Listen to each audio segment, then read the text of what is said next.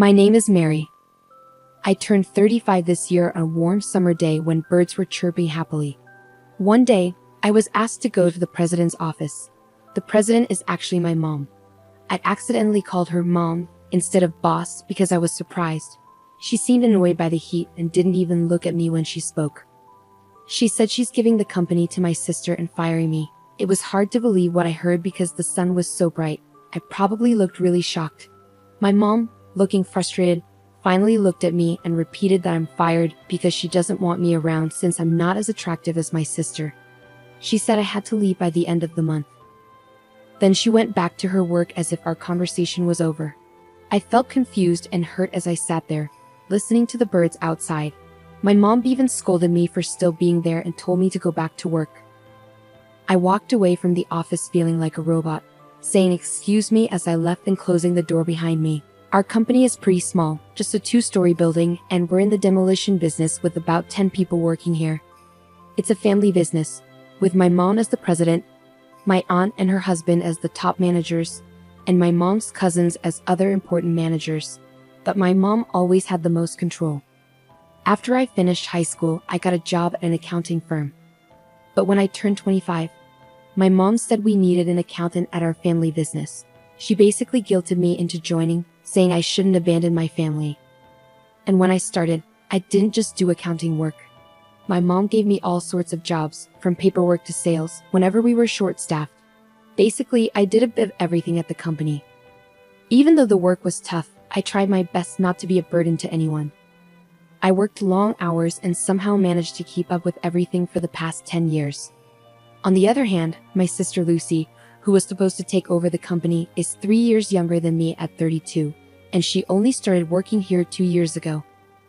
Lucy had been jumping from one job to another, always saying they weren't right for her. When she turned 30, she stopped looking for work and spent her days relaxing at home.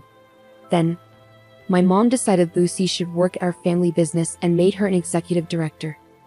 Even though I've been working at the company for 10 years, I'm still just a regular employee. Everyone noticed how differently my sister and I were treated, but I wasn't surprised. My mom has always liked Lucy more, even when we were kids. She gave Lucy all the nice clothes and toys she wanted and always said how cute she was. But I got hand-me-downs and wasn't paid much attention to. As a child, I didn't understand why my mom treated us differently. I worked hard in school and helped out at home, hoping to get her attention. But even when I got top grades, she barely noticed. At one point, I even thought about getting plastic surgery because I believed that if I looked prettier, my mom would pay more attention to me. But my aunt, who is my mom's sister, saw me feeling this way and explained why my mom ignored me so much. When I was in high school, I was told that my dad had died. But the truth was, when Lucy was born, my dad left my mom for another woman from his job. This woman was older than my mom and supposedly not as pretty, but she had a similar vibe to me. My aunt told me that my mom was too proud to admit that my dad left her for someone who wasn't as attractive as she was. She seemed kind of satisfied telling me this, like she enjoyed seeing my mom in a tough spot. My aunt wasn't particularly stunning herself. She took more after our side of the family, but she was good at her job and often used her charm to get ahead. My mom took over the family business when she was 32, after my dad left. She used her looks to attract and keep lots of clients, which really helped the business grow. Plus, there was a lot of demand for demolition work at that time because many buildings needed tearing down. So my aunt's family and my cousins couldn't really stand up to my mom. Lately, the cost of getting rid of industrial waste and moving it around has gone up, and it's been hard to balance how much it costs to demolish buildings with what we actually make. Our company isn't the only one struggling, the whole industry is having a tough time. It's been a challenge just to pay our employees every month.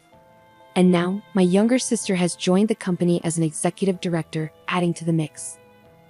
I wondered how my mom planned to pay my sister's salary, but she just said, "We'll cut your pay to cover hers. We're family, so it's natural, right?" I pointed out that even if they cut my pay, it wouldn't be enough to give my sister the salary of an executive director. But my mom didn't care. She told me it was my problem to figure out. I timidly suggested that maybe my sister should start as a regular employee. My mom gave me a harsh look and scolded me, saying, "Who do you think you're talking to? This isn't your business to interfere with." At that time, we all lived together. My sister didn't contribute anything to the household, Well, I paid $1,500 each month to help out. I've been helping around the house since I was young to support my busy mom, but my sister never did anything, acting like it was normal. "Hey sis, is dinner ready yet?" Lucy would ask when I was working late. When I told her to make her own food because I was busy, she'd say, "But I don't know what to cook." "You're the one who knows the kitchen best, right?" I don't want to get in trouble for using it without asking like last time. She never bothered to try cooking. Instead, she used that past argument as an excuse to avoid doing anything around the house. So, I often had to rush home to cook dinner before going back to work. My mom usually didn't cook either. Even when I made meals, she often eat out, choosing whatever she wanted. Lately though, she was going out to eat with Lucy more, so I didn't have to cook as often. But now, we were spending more money on entertainment, which was causing new problems. My mom, who was now 63, was starting to complain more about feeling sore and the effects of drinking too much. It was around this time that I was called into the CEO's office and told, "I'm giving the company to Lucy. You, who aren't as pretty, are fired." I could understand why my mom chose Lucy to take over the company, considering her past behavior. Lucy was 32, the same age my mom was when she became the CEO. Maybe my mom thought Lucy could use her looks to get things done, just like she did. But I couldn't accept being fired because of how I look. Even if my salary went to Lucy, it didn't seem fair. When I talked to my aunt about it, she already knew Lucy was going to be the CEO, but she didn't know I was getting fired. After thinking about it, my aunt said, "I'm not sure, but it seems like Lucy doesn't like that whenever she says she'll do something at the company. Everyone says it's okay because they know Mary will help. Maybe that's part of the reason." "No. It's because everyone stopped asking Lucy for help since she always does a messy job, right?" Lucy was really bad at her job. She often missed deadlines, messed up phone calls, and made lots of mistakes in her work. Even though she had some experience, she didn't seem to realize how bad she was. Maybe because people always overlooked her mistakes because she was pretty, she never thought about improving. My aunt agreed, saying, "That's true. But I think Lucy sees you as a bother." She added sadly, "But I never imagined they'd fire you. Without you, the company won't be able to work properly." She seemed worried, but didn't argue with my mom, because she knew she wouldn't win. I felt disgusted knowing my aunt was related to me by blood. "So basically, both my mom and sister hate me, right?" I said bitterly. My aunt didn't know what to say, so she suggested, "Well, your mom is terrible, but maybe you'd be better off working somewhere else with all your skills. It's a waste to stay here." Standing in the car, bathed in the red glow of the summer evening, I stared into the distance and felt a sense of relief. Maybe it was okay to let go. I turned to my aunt and said, "You're right," with a big smile on my face. It was the first time I'd smiled genuinely since I started working at the company. My aunt looked a bit confused by my smile, but she returned a sad smile. As I worked on handing over documents and organizing files so that anyone could understand them, the end of the month came quickly. When I went to the CEO's office to resign on time, the sound of birds was gone, and my mom and sister were happily chatting. "That sales guy definitely has a crush on you." "You, that bald guy?" "No way." They laughed loudly, not realizing I was there. When I cleared my throat, they finally noticed me. My sister looked at me curiously and said, "What's up?" "We don't need dinner tonight. I'm quitting today." "Thanks for everything," I told them. "Oh, was it today?" "I forgot." My sister laughed again. I felt relieved knowing I wouldn't have to see them anymore. "I'm moving out too, so take care," my mom replied mechanically, with no emotion. I closed the door, and from inside, I heard my sister say, "Now we won't have to deal with that annoying face anymore." In my heart, I whispered, "Just you wait," and left the company I'd been at for so long. A week later, after finishing some paperwork for a school, I checked my phone and saw 14 missed calls from my mom in just 2 hours. I didn't call her back because I had a bad feeling about it. I put my phone on silent and went home after finishing my other tasks. The missed calls from my mom kept piling up, and when I checked the next morning, there were a total of 80 missed calls. The last one was after 2 a.m. But I didn't even consider calling her back. She was like a stranger to me now, and I didn't want to hear her voice at all. I even had thoughts that if I heard her voice, I might end up doing what she wanted. After all, she had controlled me for 35 years. So I ignored her calls with all my strength, trying to break free from her influence. I could have blocked her number, but I thought keeping the calls might be evidence of her behavior if something happened. At first, getting almost 100 calls a day was tough, and I hated seeing them come in. But over time, I started feeling satisfied, imagining my mom's frustration with each unanswered call. It made me realize just how badly she had treated me. The year went by like this, and eventually the calls from my mom stopped. I had no idea what was going on with her. During this time, I worked part-time while studying online to become a tax professional, and I passed all the exams.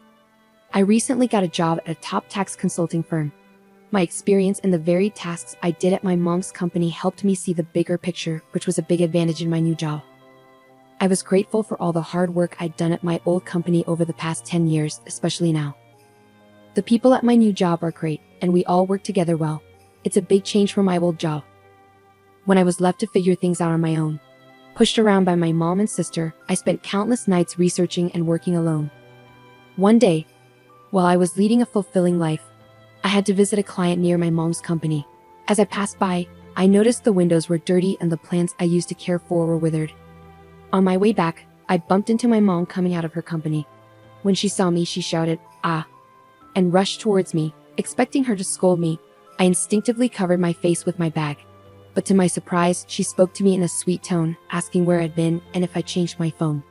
It seemed like she hadn't even considered that I might not want to talk to her because I disliked her. Given everything she'd done to me, I couldn't help but wonder about her thought process. Ignoring my confusion, she continued, "Oh, but it's a good thing I saw you. Look at the state of this company. It's awful, isn't it? You can start working here again from tomorrow. I'm not mad, you know. So I forgive you for leaving a year ago. Please come back to work tomorrow." It took me a moment to process what my mom had just said. Did she only see me as a little child who adored her? Mom, I'm already working at another company, and I'm happy there," I said hesitantly. But instead of understanding, her face twisted into anger, and she yelled, "What? You're telling me you're working somewhere else while our company is struggling? I don't care about other companies, you belong to me, got it?" Causing a scene in the street. "Wait a minute, you're the one who fired me, remember? What about Lucy? What happened to her?" I asked. My mom snorted and said, "Oh, Lucy. I thought she'd be useful, but she got caught having affairs with 3 men from our main client. Our business with them ended quickly. I tried putting her in clerical work, but she couldn't even clean properly and was useless at accounting. Because of her, we couldn't even hire someone else." After venting her frustrations, my mom turned to me with a grin. "That's why it's your turn, Mary. Ever since you left, the office has been a mess. I need you to take responsibility." I had made a thorough handover manual before leaving and explained everything to Lucy. But I doubted Lucy had even looked at it, and I was sure my mom hadn't heard anything about it either. And even if she did, she'd probably pretend to forget. I couldn't understand why they fired me and then expected me to clean up their mess. This was typical of these women. They acted tough, blamed others, and made others clean up after them. It was their usual trick. I bit my lip, thinking of the kind people I worked with now, and I swore to myself that I wouldn't succumb to this pressure anymore. "You're the one who fired me, right?" I said to my mom, my tone changing. "And you fired me because I'm not pretty, isn't that right?" A crowd had gathered around us, intrigued by our argument. My mom seemed startled by my sudden assertiveness. "Did I say that?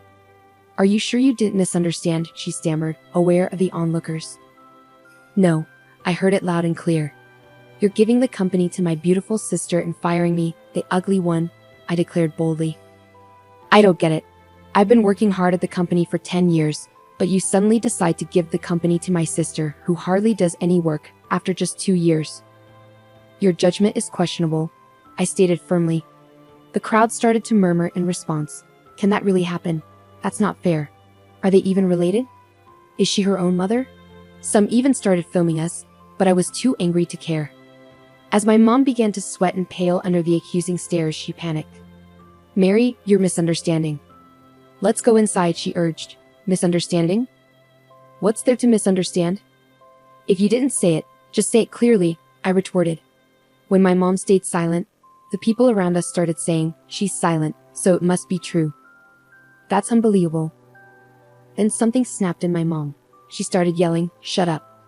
It's all your fault for being ugly and miserable. Ugly people should know their place and obey what beautiful people say. That's all you're good for." People around us were shocked by my mom's outrageous behavior and quickly started uploading their videos. The headlines read, "Ugly woman obeys beautiful woman." The video went viral, reaching my mom's clients, who promptly cut ties with her. It turned out that in the year after I left the company, they were involved in shady activities like fraud and tampering with accounting books. When the video spread, everyone was eager to distance themselves. As a result, the company went bankrupt. My mom and sister, now without income, came to my apartment, but I didn't let them in. In the end, they moved to a rundown apartment without a bath, living in fear of creditors. My sister, always trying to take it easy by flirting with male coworkers, had trouble keeping part-time jobs because her coworkers didn't like her. Meanwhile, everyone knew about the viral video, so my mom was also shunned by her coworkers. It seems she's now silently working by herself. Meanwhile, I found a boyfriend at my new workplace. He's not conventionally handsome, but he appreciates my hard work and sincerity. We're planning to get married soon. I'm genuinely happy knowing that my efforts have paid off.